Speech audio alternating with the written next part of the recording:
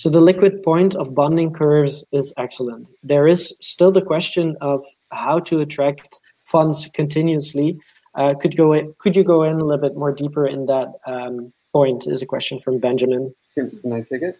So the big goal here is that we are effective. So let's just be straight. Right? We have a token bonding curve which is under collateralized. That's just how token bonding curves work. And this token's value is based off of the future value that the commons, it's really supported by the future value of donations that the commons can bring in. So the people who are hatch the commons are incentivized to actually do a good job, make a lot of impact on the public good that they are trying to fund. If it's Trash Hero Commons, they're trying to make sure that they support projects that actually make an impact on on cleaning up beaches or whatever cleanups they want to focus on. So if they do a good job at that, there are people that are already donating to that cause, and those people will have a choice. They could continue donating to the nonprofit that they like to support, and when they do that, they believe they gain value in the non-economic plane, right? They say, oh, I'm going to have an impact and I'm going to change the world with this donation.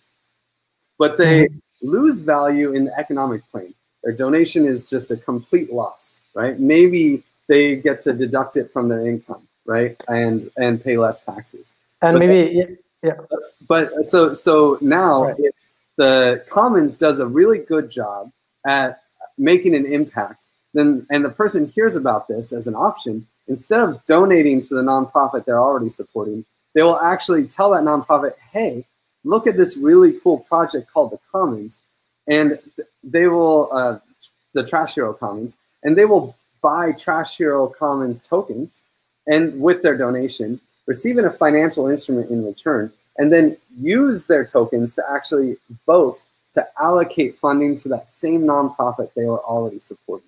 So now, instead of it being an absolute loss when they give donations, they have an opportunity to be rewarded for their curation and their support of this organization.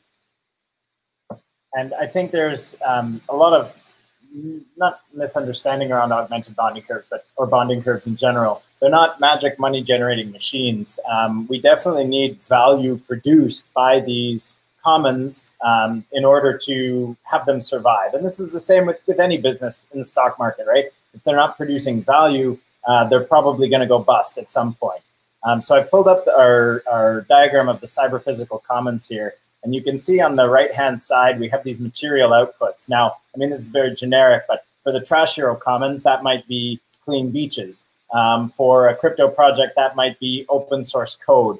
Whatever that material output is value produced by that commons, by that economy, and that drives potentially further investment, just in the same way that value produced by a corporation spurs more people to buy that corporation's equity on the market. So there's definitely a large amount of, how much value is being produced by this commons that drives more interest in, hey, these people are solving a real world problem, and how much is trash cleanup worth to you? Maybe I would buy, Trash Hero coin until it's worth $500 a coin or $1,000 a coin. So you really have this subjectivity of the value produced by these commons, which I mean is innate in, humans are messy, subjective creatures. So we're just trying to capture some of that and use it to feed funding and that value back into these commons so they can continue doing the good work without having all this lost opportunity cost, having to seek donations all the time or continually write grants for funding and all that. I think, I mean, there's a persisting fact that's a sad thing, that there is good work going on, really great work going on that's not valued. And so, I mean, like, I hear you guys saying this, right? Like, oh, if they just do really good work, then they will get the funding. And I guess I have a little bit more of maybe a cynical viewpoint on that, from coming from a lot of activist communities that were doing amazing work and not getting recognized. But what I've seen is that that a lot of them fail to reach sustainability and like safety because of either the legal structures that are available to them don't fit their case or are corrupt, or the banking systems and the ways of transacting with money as an organization don't fit them or are corrupt or not safe. And so just the idea that we could provide another option, you know, a third way of being an organization, being a community that cares for a public good and for a resource, just to create another option for that, for people who don't have access to like safe like nonprofit legal structures or safe banking, depending on where they're at. Just that they would have another option of being an organization that can transact and work in this world. At least increases the you know, the possibility of success there. But there is always good work that's being done that isn't, you know. Yeah, another missing step is actually legibility of that work to others. So a lot of the times the value is really visible locally, like the power of what's being done. But then if the funding or the support is coming from far away in space or time, you lose that feedback loop. And so a big part of what this does is provide a sort of nervous system for that. So we're not necessarily saying that every little thing has to be logged, but having a proposal engine, having the visibility into the decision-making process, can result in basically more trust in the sensing of the completion and of the value of the work. So make it easier for people to see and therefore support that valuable labor. Yeah, and I just want to be real with you guys. I mean, the financial system has this, like, we have this like kind of lie that we live within. They're saying. Sorry, I've been watching Money Masters too much. But no, there's this lie that people make money by producing a good, taking a raw material and improving it, or providing a service, and then selling that service for more than it costs to do it, and extracting some profit there.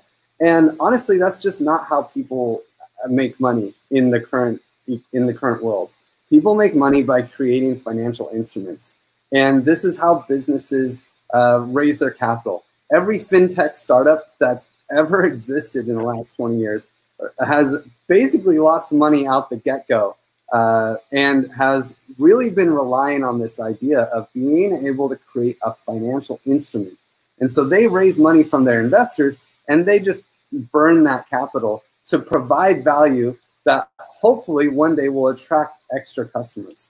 I mean, Amazon is my favorite example. They've only ever made $25 billion in profits, and yet Jeff Bezos has $130 billion.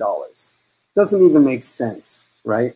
And how are nonprofits supposed to compete in this world?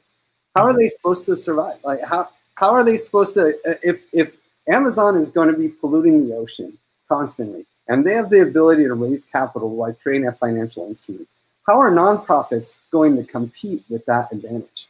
And what's the financial instrument they create? Amazon stock. Stocks. Yeah, they create Amazon stocks that represent the future value of Amazon. And I believe we have the ability to allow nonprofits to actually tokenize the future value of their donations, and quantify that in the economic plane in a way that's never been able to be done before. And now now they can raise capital the same way a tech startup does. And that will allow them to make huge impact and huge strides that they just can't make right now on shoestring budgets. Z, did you have something to say? Future value of their donations. I mean, you're talking about the future value of that thing. And I think these things that have been externalized and then are abused to produce profits in this traditional financial sector, until we actually find a way to wrap the sort of forms of physical and social value with structures that the capitalist construct recognizes, you can't adequately protect them. You can't adequately internalize the externalities that are being imposed on them. So here we're looking at ways of building these, wrappers that match the sort of, financial system on the outside, but they match the real value creation in the social and physical system on the inside. And it's that ability to build interaction patterns or adapter patterns between the two that are going to allow us to protect those forms of value. And I think that, for me, it's important. It's not just about donations value. It's about the real non-financial value and our ability to give it a footprint in that financialized world so it's not so easily extracted.